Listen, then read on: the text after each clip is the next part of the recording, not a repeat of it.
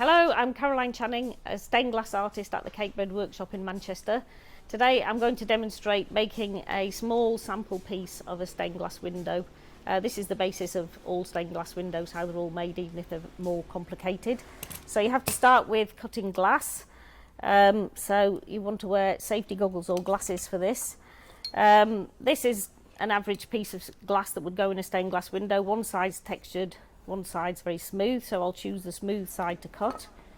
This is my glass cutting tool, and I just score a line across the glass like that, and then encourage the glass to break along that line, which you can do by tapping it underneath, and I've got quite a nice clean break there. If I score the line and tap it a bit and it doesn't break, I can use this tool to encourage it to snap along that line. And if I wanted to cut a curve, I would just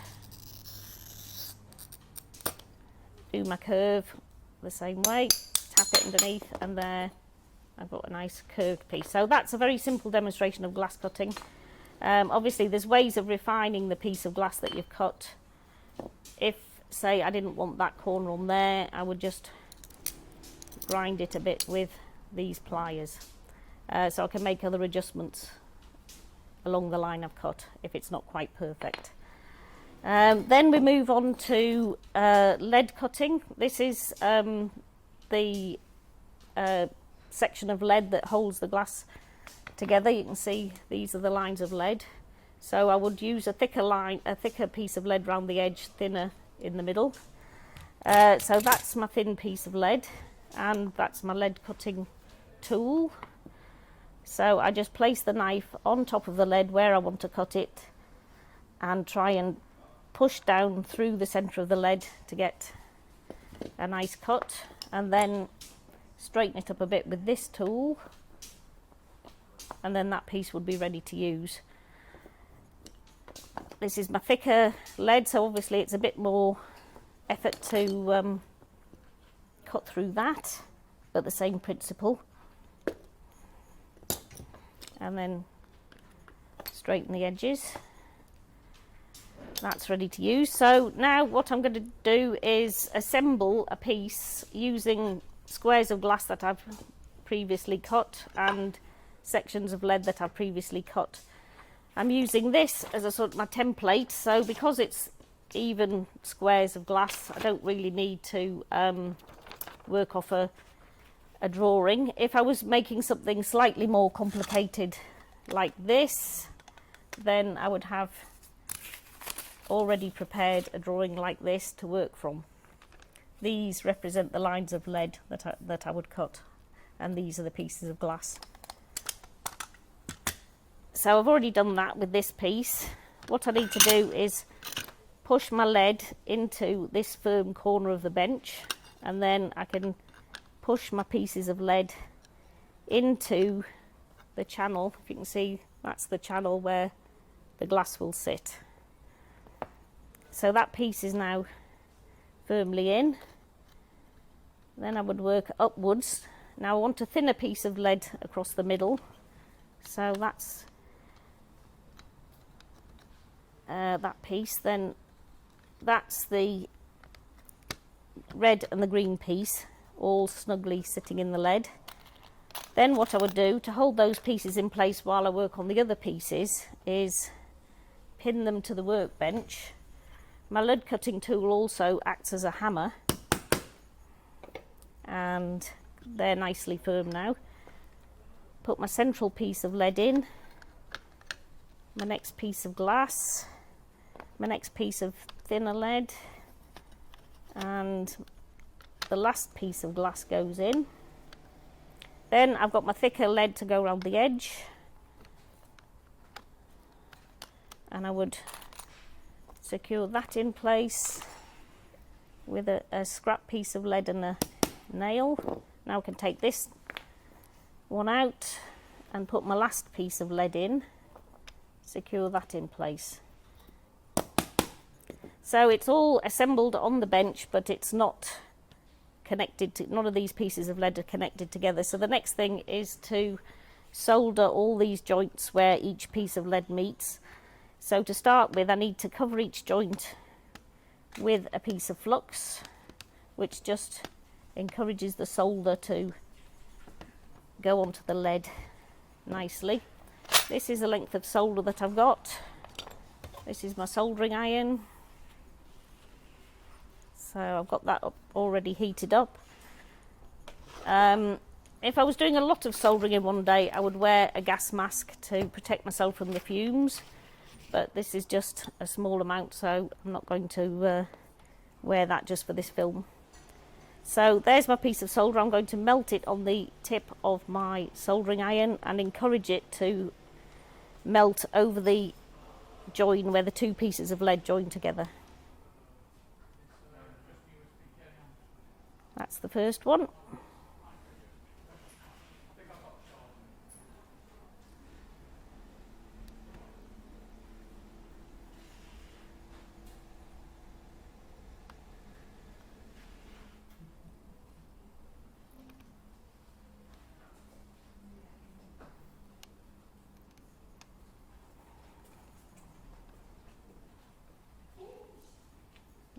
Bit more on that one.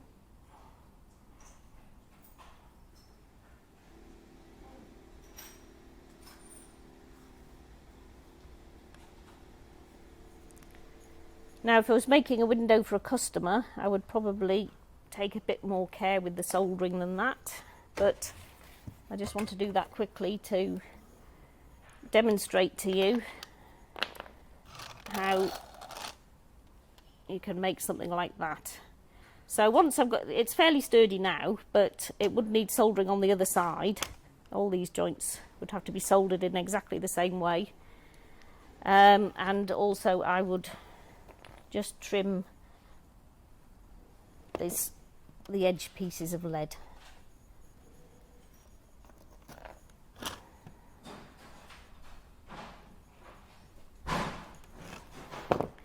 So that's how the piece would look. You can see the light coming through there. Then after that, what I would do to make it look like an old-fashioned stained glass window is what I've done with this. I would put black polish all over this lead, and it would make it go this beautiful grey colour. And then there is also the technique of making it, you can hear the glass is a bit loose there, making the glass secure in the lead channel by pushing cement into the grooves, but that's far too messy to show you today. But that seals the window up and makes it weatherproof, so it's good to go in a window in a house or a front door. So that's the speed demonstration of how stained glass windows are put together. Hi, my name's Alison Waters. I'm one of the Cakebread ceramicists. We've not been long in this space, so we're just in the process of setting up still. My work, well, my passion is drawing, so I tend to use the vessels that I create as a canvas. And the technique I use at the moment is sgraffito. You can see an example here. This is done on a buff clay, so the brown is showing through, but today I'm going to demonstrate on porcelain, so that will be very white when it's fired with a nice contrasting black tree ring pattern. My work's always based on nature, and particularly at the moment trees and the tree rings. Okay, so I'm going to show you the technique that I use. So I've got a variety of tools with different kinds of points, and onto the leather hard porcelain, so this hasn't been in the kiln yet, I've painted on a black slip. So that's a kind of liquid clay with a black stain in it.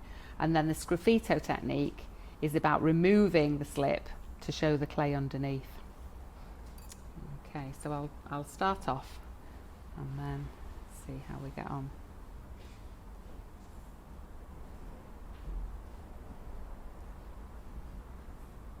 So you can see the slips being removed by the tool. You have to do it while it's a certain dampness, otherwise it creates dust, which isn't good.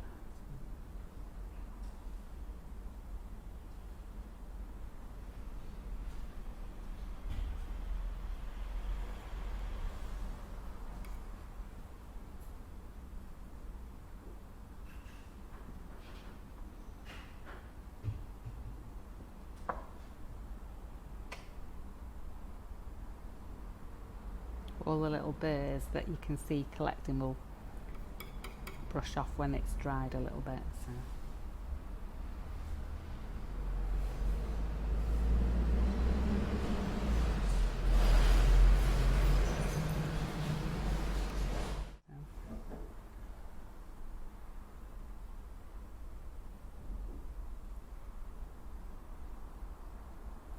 Right, so I'll just brush off these burrs so you can.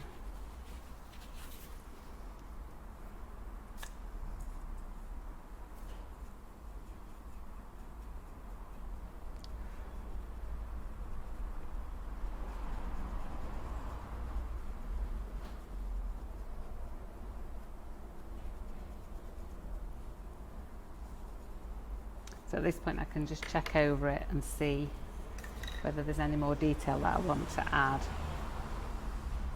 And then it needs to go in the kiln, and because I don't glaze, that can go straight to high temperature. So it only needs one firing. Hi, I'm Sarah Pink and I'm one of the three Cakebread ceramicists that come in here. We haven't been here very long actually. All our work's very different.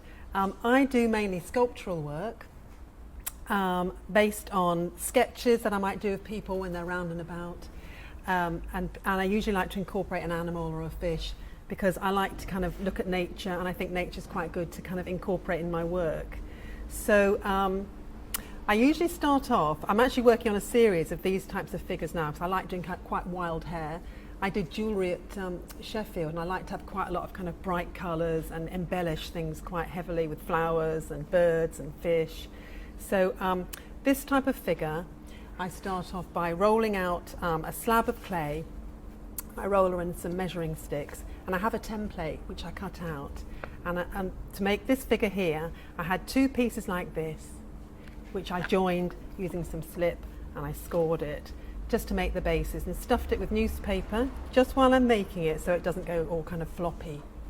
I then use a mould to make the face, using a cutter like that, a circle of clay which I place in the plaster mould, and I then form the face. I really like building out features, noses, eyes, lips are one of my favourites, and I quite often put lines of lips in because I think it's really nice to put a bit of colour in there. I'm going to carry on adding lines down here because when I come to apply colour, I use a lot of these underglazes, and I like them to be quite matte. So this one's matte, so it means it doesn't have a transparent glaze on the top. So if it's got a bit of texture on it, like this one, I like putting the colour on and then rubbing it off, and then you get some really nice kind of, bit like kind of a crocodile skin effect on there. So I want to carry on doing lines all the way around this one here. And I think this one probably, well, yeah, I'm going to put a fish on it somewhere. So I'm going to carry on making the fins of the fish and then work out whether to have the fish kind of flying off the top or just sitting here or with its tail kind of up a little bit. It's quite nice. I like using the clay just to kind of mould it and squeeze it and squash it and just see what happens. Because I didn't really know this one was going to turn out like this until I started putting together the features and applying the different kind of shapes and patterns. So I'm going to just put a few more fins on the fish and then work out where to place it. But I think probably on the head somewhere, because I think that's a good place to have a fish, is on the head. So I'm just applying a fin at the top. The fishes are not very kind of true to life, and that's the case with a lot of my sculptures really. I do portraits in clay of people, but they're never going to be completely like them. They just have the kind of ceramic essence of them, really. So you can tell it's them, but not completely them. I'm going to score into the fin.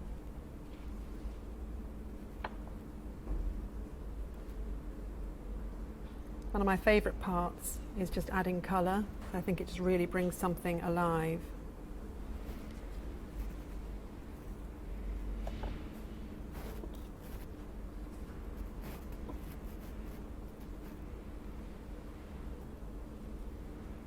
Just adding a fin on the bottom, scoring it a little bit. And now this is the best part really, of working out whether it should be going this way or that way. I think maybe like that for now. I can alter it later. Sometimes it gets a bit top heavy, so I might need to just put a little support of clay on there, but actually I think it might be all right. I quite like just moving the head slightly because it can really create a completely different feel to the piece just by moving the head slightly. I think she's going to be contemplating life.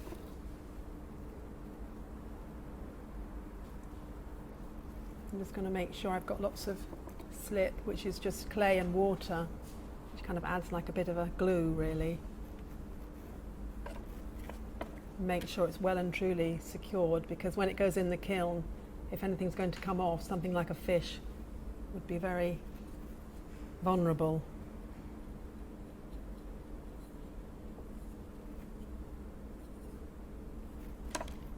What I might do is start just having the fin actually going on top of the head, or I might take that off. I'll see how it looks when I've kind of done a bit more of the decoration. So I'm going to add some more of these onto the top.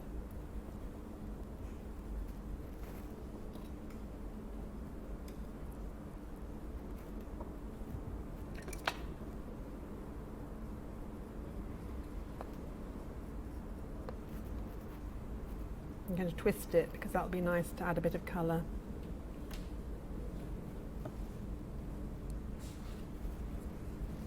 Blend it in.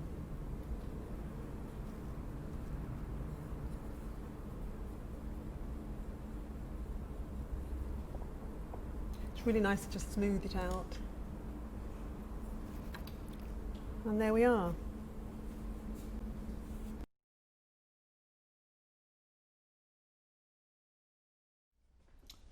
Hi there, it's Graham Jebb again here, and we're going to do some metal shaping now. Some people would call it panel beating, some people call it tin bashing. I just call it metal shaping, I suppose. The metals I tend to use are things like copper. There's a nice little piece of copper there. I've got some aluminium here that I've already done some work on. That's going to be part of a costume piece that I'm working on. And today's metal is this stuff here. This is brass.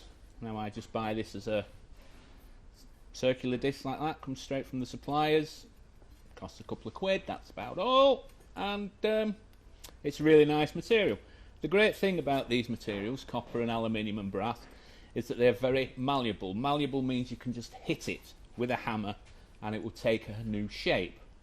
Doesn't fracture, quite tough stuff, really easy to work.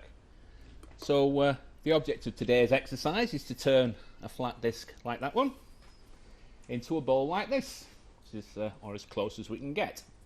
It's going to take a few minutes to do that, and we'll talk you through the process as we go. Let's pop that down there. Now, the whole point about this is that we're going to be moving the metal, shaping it by hitting it with a hammer. This is the hammer we use. It's called a bossing mallet. And a bossing mallet is used to emboss a material. Embossing a material just means to make a raised form in the material. The other piece of kit we've got here is my wooden block. This is just an old section of a tree stump that's been shaped with various hollows, different profiles and shapes in, so I can work into different shapes and give you a it gives you a nice range of shapes to work into. With the brass, as I say, it's a beautiful material to work with. It really does take shapes very nicely. This is what we call annealed. It's softened as part of the process of manufacturing it. So what will happen is, as we hit it, it will take the form really nice and easily. So we find a suitable hollow. I'm going to work into this one here. We take our bossing mallet and we start to put some shape into it. Start around the edges and gradually just work our way towards the centre. So the first couple of blows are really just to kind of convince it that it's starting to take some shape. and we'll just take a round of blows around the edge.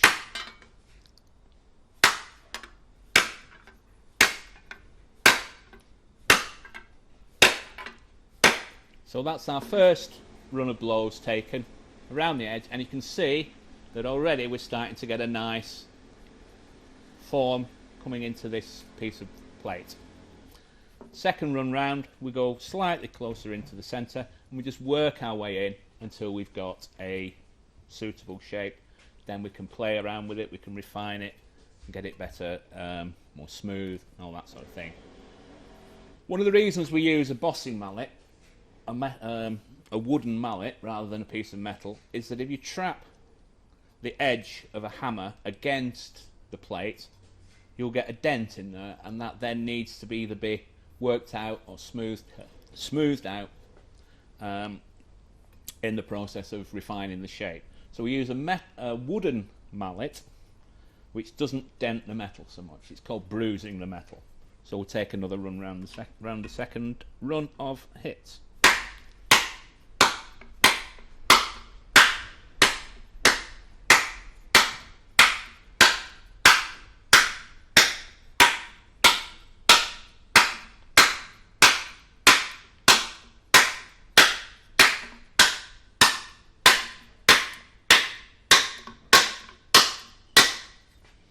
And as you can see, we're really starting to get some depth into that form now. The edges start to crinkle up naturally because you're closing the metal up, but we'll refine that shape and take those out later on as part of the process. We'll go around and get in towards the centre now.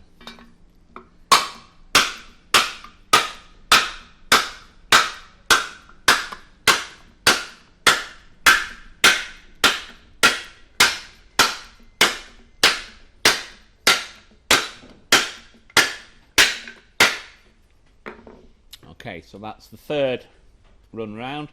We've got all the way to the centre now, so if you look at that, we've got that nice curved shape starting to form. As I say, the edges will naturally just crinkle up like that, get kind of scalloped up. It's part of the process because you are reducing the outside diameter, bringing it in as you work the metal.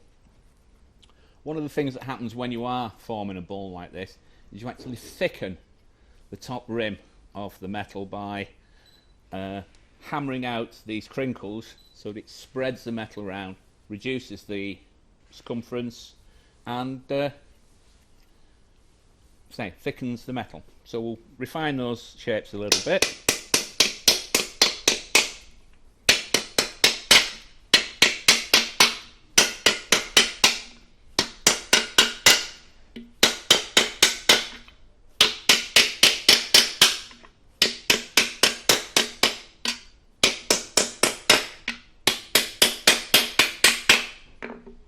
So again, we're starting to smooth this out, and the crinkles are starting to be flattened out. We'll take another run round and put some more depth and shape into it.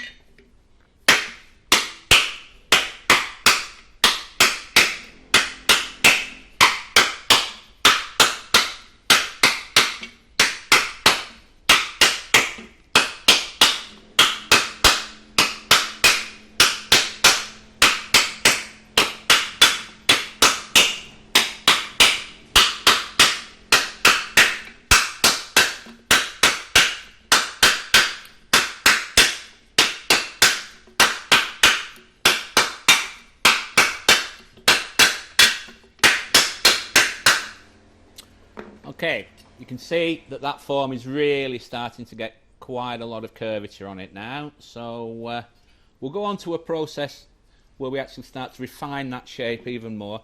We use a slightly different tool for that. So we actually have a formed piece of steel here that's a bowl shape, and we can start to hammer down onto it. We'll change the tool, we'll change the hammer. We'll go to a leather mallet now, because that allows us to flatten against the steel form and get that shape a little more even.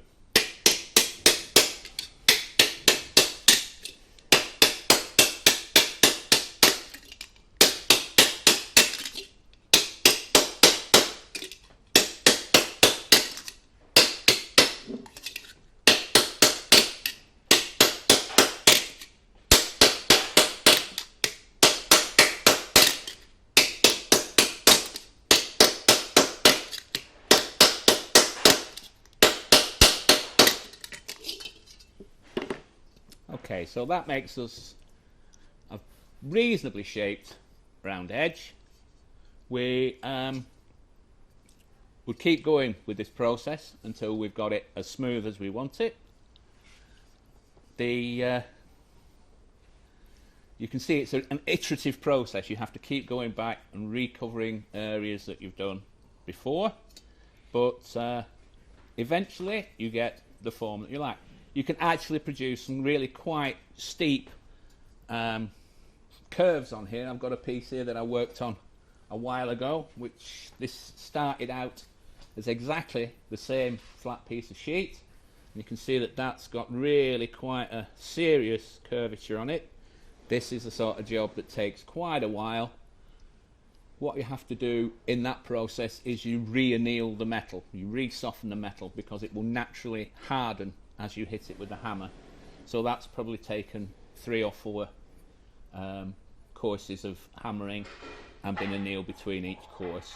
But I say you can start to form some really quite extreme curves on here. I could take that to a much sharper curve. This process is called hollowing. It actually is going to be probably one of the oldest technologies, hitting a piece of metal with a hammer against an anvil of some kind. As you can see, the shape's starting to form quite nicely, starting to come quite smooth. And with more of this, we could actually get to that smooth bowl shape that we were aiming for. In this short time, obviously, we can't get right to the finished product, but it gives you an idea of how it works. And that's a bit of metal forming for you. I hope you enjoyed it. Hello there, I'm Tracy Cartledge. I work here at Cakebread Studios, mainly working in Mosaic. Recently I was very inspired by looking closely at a Hans Tisdall mosaic. This image that I'm showing you first here shows the mosaic, or parts of it, in its original location in the Faraday building at UMIST. This building has now been demolished. The mosaic is currently sitting on frames here in the yard behind the Faraday extension, waiting for a new location. And the reason it couldn't be incorporated in the new building that replaced the original one is because there is asbestos in the panels that it's built onto. So the pictures I took here show some of the details and the exuberance of the colour, and I just imagine Hans Tisdall making this and the dynamism of it, because he creates these surfaces that are just full of texture and colour and passion. So here's my go at doing one. I did, having come back from that visit to see that, I did make this in a sort of moment of excitement, just to kind of capture that energy and feeling that I'd witnessed. So now I'm going to show you how I did that. So I don't have asbestos containing cement here. I have an ordinary offcut of cement board, and what I've done over here is just roughly lay out a few pieces of colour to show the sort of overall pattern that I'm going to go for. But I want to do it very directly and without too much fuss. So I've got a bucket here with a bit of water in, some cement tile adhesive that has a black cement colour added to it, a pigment, and the two need to be mixed together. So let's just see. Yeah, it takes a lot of powder to water. Okay, so I've just finished smearing this, troweling this lovely dark black cement adhesive all over my cement board. And now I'm just going to very roughly decide, well, I've decided previously really, that I'm going to have a kind of circular element around about there. That's just a slight guide, and a sort of triangle here, sweeping line across that way, sweeping line across that way, and then that's just going to guide me now into different colour areas. And because I've got lots of things set out here, I'll start by just trying to get the circle reasonably nice. I think what I've got to bear in mind whilst I'm doing this is that Hans Tisdall did just create lots of texture by having really very uneven pieces and different thicknesses of tile. Some of these are ceramic, some of these are glass. In the piece that I looked at in Manchester, there were Jesse Rust glass pieces, which he must have been able to source from his studio in London. He had vitreous glass mosaic, bits of mint and tile, unglazed porcelain, all kinds of different materials, different thicknesses. Sometimes he would just put a piece in on edge like that, just for fun. And just what I really love as I'm doing this is how those colours just sing out against the very dark black cement. So I think you get the same effect really as you would do with the bitumen. This is not perfect, but you know, he had a lot of space to cover.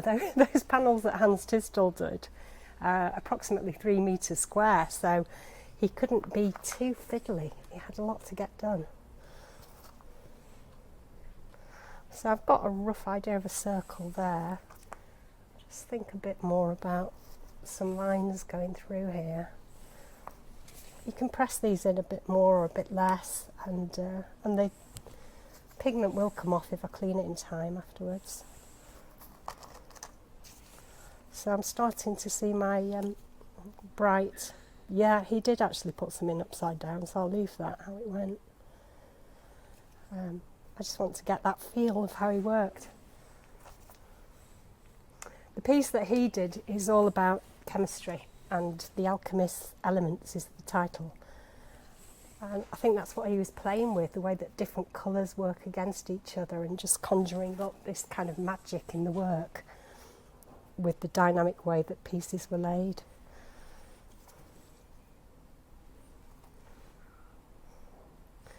Fast and Furious.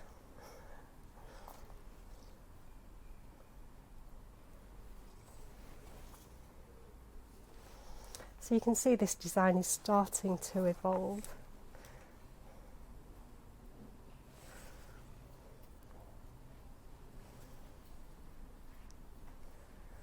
And it's something you can get really lost in. The more that you do it, the more of a kind of alpha state you find yourself in, where you're just lost in the colour and the experience of what you're doing.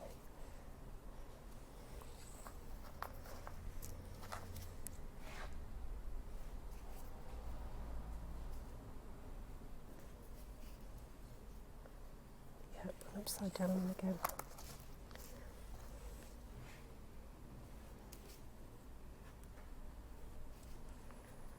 Okay, so I'm going to just continue with this for a few minutes and then show you where I'm up to in another few minutes. But I won't spend very long on it. Like I say, I'm going to keep it quite fast and dynamic. Okay, so as you can see, I've got quite a few more pieces in here now. I've got the very distinct lighter bright green area at the top with the circle motif, and then this kind of wedge curve shape of darker green, my blue section, which has little hints of bright colours just to really help bring out the brightness. I have this piece that I made earlier, which has, for me, it's got lots of energy in it for reference, so I keep looking back at that. I keep thinking about Hans Tisdall and his method that I imagine, and I'm just really having fun seeing how things work, and just continually picking pieces up and placing them somewhere, which I'll carry on doing until I reach the end. Hi, I'm Cherry Chung. I'm a basket maker and willow sculptor based here at Cakebread Studio, and I hold workshops and make sculptures and commissions, and I'm going to be demonstrating a piece that I've been making. This is a brown trout, which is going to be situated in Burrs Country Park, and I've got some weaving to do on the tail, and using this willow, which has been cut this year to add to the structure. It's woven in a random way, unlike the baskets that I make, and a lot of those are done in a formal weave. This is still very flexible. It was cut maybe a month or so ago and is still pretty green. All the willow is interlocking, and that's what gives it the strength. In this structure there is a metal armature, but for many of the sculptures I don't do that. The one behind, which is a mermaid, is just all from willow. But to start off with, I might see where there's a space that needs additional weaving and begin to insert a rod. And this then is looped into the structure and woven around.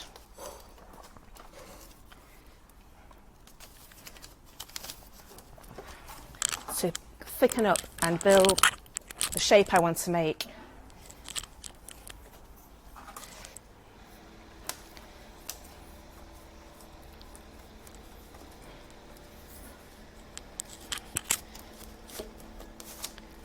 There's no special way to knot the pieces into place. It's the tension that's holding them in position against the rest of the willow. And sometimes they have to pass through the body, and that creates an internal thickness as well, which adds to the strength. This piece will be sited outside, and because it's going to be exposed to the weather, I'm going to give it a few layers of a varnish to give it extra weatherproofing, because although that will just give it some longevity.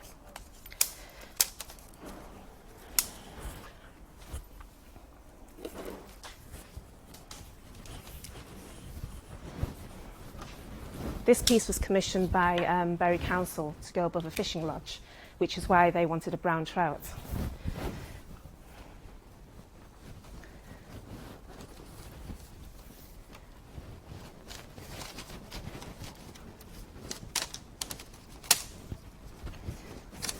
Making sculpture in this way isn't something I learned with anybody else. I started off in basket making, and making sculptures in a random fashion with a random weave like this is something I picked up as I started to make other structures. But you can see how this is going to build into the weave, and a few more of those, and this will be finished. I make baskets and willow sculpture in the workshop, and I use willow and willow bark as well. There's a few here.